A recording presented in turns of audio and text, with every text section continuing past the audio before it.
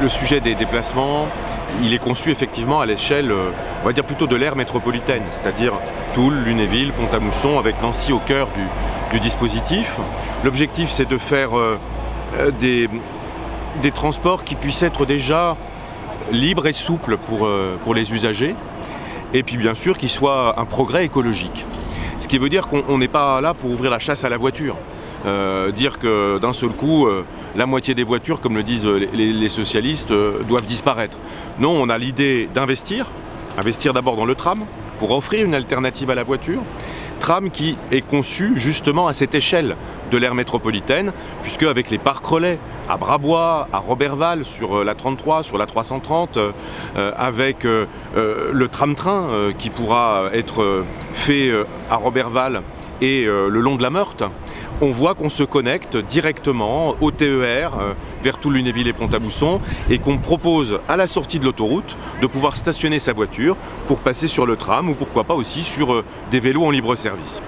L'investissement du tram, c'est aussi à travers Nancy une piste cyclable qui double le tracé du tram, sécurisé, c'est donc plus de vélos, et puis on en a pris l'engagement, c'est un puissant levier pour planter des arbres et végétaliser la ville. Le tramway sera aussi une trame verte.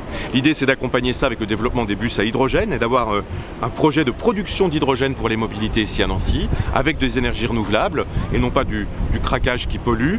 L'idée, c'est évidemment aussi d'accélérer le plan vélo, faire en 3 mois ce qu'on devait faire en 3 ans pour, après le Covid, être opérationnel plus vite sur des grands axes sécurisés, Jeanne d'Arc, Libération, Canal, 26e Mairie, Foucault, 3 Maisons, et puis l'usage au moins au centre-ville du site de tram pour relier avec un barreau est-ouest ces 2 grands axes nord-sud.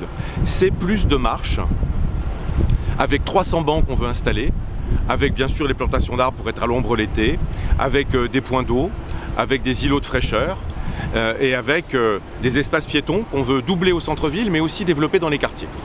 Donc on voit que l'idée, c'est d'avoir une offre de mobilité au pluriel. Transport en commun performant, pistes cyclables sécurisées, la marche facilitée, pour que finalement les automobilistes puissent passer parfois sur d'autres modes de transport et qu'on puisse avoir une circulation plus fluide et plus simple. Pour terminer, c'est aussi des services, la mobilité. Des pauses minutes, une demi-heure gratuite dans les parkings.